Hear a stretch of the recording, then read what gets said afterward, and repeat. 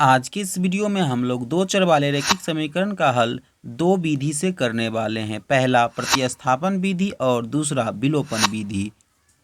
यदि आप लोग दो चर वाले रैखिक समीकरण का हल प्रतिस्थापन विधि और विलोपन विधि से देखना चाहते हैं तो आप लोग इस वीडियो को अंत तक जरूर देखिएगा। तो चलिए वीडियो को शुरू करते हैं। हमने सर्वप्रथम इन दोनों समीकरण को लिख लिया। इसका नाम दे देते हैं। ये समीकरण 1 हो गया और ये समीकरण 2। प्रतिस्थापन विधि में कहता है आप लोग क्या करिए, समीकरण 1 से किसी x या y का मान निकाल कर समीकरण 2 में रख कर दोनों का मान निकालना है, यानी प्रतिस्थापित करना है। तो हम लोग किसी एक समीकरण से चलते हैं। आपका मन है आप या तो 1 से चले या 2 से। हम यहाँ पर लिखते हैं समीकरण 1 से। समीकरण 1 से तो समीकरण 1 जो रहेगा उसको लिख लेंगे। समीकरण 1 है 3x + 4y = 10। समीकरण 1 ये है। तो यहाँ से हमें x या y का मान निकाल लेना है। तो यहाँ पर हम लोग x का मान निकाल लेते हैं। लिखते हैं 3x = 10, ये +4y है, उधर जाएगा तो -4y। यहाँ से x का मान आ जाएगा x = 10 - 4y/3। ये किसका मान आ गया? ये आ गया x का मान। अब हम लोग क्या करेंगे, इसी x के मान को समीकरण 2 में रखेंगे। किस में रखना है? समीकरण 2 में। तो हम लोग क्या करेंगे, लिखेंगे समीकरण 2 में x का मान रखने पर एक बात आप लोग ध्यान दें कि यदि आप लोग समीकरण 1 से चले तो x का मान 2 में रखिएगा। यदि आप लोग 2 से चलिएगा तो समीकरण 1 में रखिएगा। तो इस समीकरण 2 को पहले लिख लेते हैं कि समीकरण 2 क्या है। तो समीकरण 2 कहता है 2x - 2y = 2।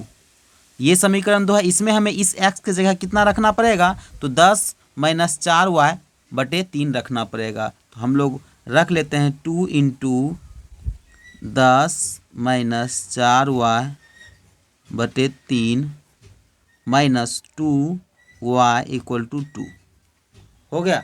अब हमें क्या करना है, इसको थोड़ा सा गुना कर लेना। देखिए 2 से हम लोग को गुना करेंगे, 2 से 10 में करना है गुना, तो हम लोग गुना कर लेते हैं। तो 2 × 10 = 20 हो जाएगा। 20 - 2 × 8y, नीचे कितना होगा? 3। अब इसी के साथ है -2y, तो यहाँ पर लिखेंगे -2y, नहीं कुछ तो नीचे 1 हो जाएगा बराबर 2। अब यहाँ पर एलसीएम लेना पड़ेगा क्योंकि यहाँ भिन्न का घटाव बन गया है, इसलिए हम लोग एलसीएम लेकर इसको सॉल्व कर लेंगे। तो यहाँ पर 1 और 3 का एलसीएम 3 होगा। 3 एकम 3, तो इसलिए इसको 1 से गुना करेंगे तो हो जाएगा 20 - 8y। माइनस है तो माइनस दे देंगे। 1 तिया तो 2 तिया 6y। अब देखिए हमको क्या करना है, यहाँ से हमें y का मान निकल जाएगा। तो y का मान कैसे निकालेंगे? तो देखिए, तो यहाँ हो जाएगा 20, 8 और 6 होता है -14। यहाँ पर 8 6 कितना हो जाएगा? दोनों माइनस में, इसलिए 8 6 -14y। 3 दूनी 6। या तो आप लोग y को उधर भेज दे या आप लोग इसी 20 को उधर भेज। हम लोग 20 को उधर भेज देते, तो लिखेंगे -14y = 6 - 20। तो जब हम लोग 6 में से 20 को घटाएंगे तो हमें कितना प्राप्त हो जाएगा? -14। तो इसलिए लिखेंगे -14y = -14।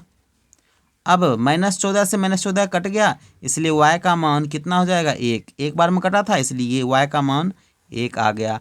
अब हमने यहाँ पर x का मान कितना निकाला था? तो x का मान निकाला था x = 10 - 4y/3। इसी में हम लोग इसमें मान रख कर x का मान निकाल लेंगे। लिखेंगे इसीलिए x = 10 - 4y/3 = 10 - 4 × 1/3। ठीक, यहाँ से हमें x का मान पता चल जाएगा। तो x = 10 में 4 घटाएंगे और /3 हो जाएगा। 10 में से 4 गया 6/3, यानी x का मान हमें कितना हो गया? 2। अतः हम लोग लिख सकते हैं, अतः x बराबर हमें कितना प्राप्त हुआ? 2 और y = 1। यही इसका उत्तर हो जाएगा। ये था प्रतिस्थापन विधि। अब हम लोग इसी समीकरण को क्या करेंगे? विलोपन विधि से सॉल्व करेंगे। तो चलिए विलोपन विधि को हम लोग देख लेते हैं। तो विलोपन विधि में क्या होता है, सर्वप्रथम जो समीकरण लिखा गया है उसको आप लोग लिख दीजिए। तो यहाँ पर क्या लिखा गया है, 3x + 4y = 10, समीकरण 1 मान लेते हैं इसमें भी। और दूसरा है समीकरण 2x - 2y = 2, समीकरण सेकेंड। अब क्या करना है, देखिए विलोपन विधि बना रहे हैं तो आपको एक बात ध्यान रखना है कि आपको इसमें भी किसी x या y को काटना पड़ेगा, लेकिन इस तरीके से नहीं।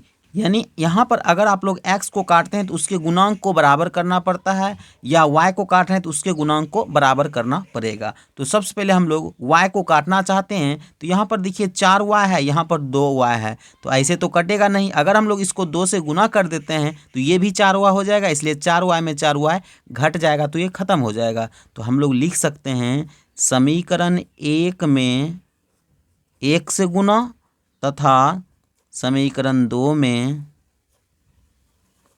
2 से गुना करने पर, यानी इसको हमने 1 से गुना कर दिया और इसको हमने 2 से गुना कर दिया। अब 1 से गुना करके यहाँ लिखिए तो हो जाएगा 3x, 1 से गुना करने पर कुछ फर्क नहीं पड़ेगा, इसलिए 3x + 4y = 10। इसको करेंगे 2 से 2 दूनी 4x - 4y = 4।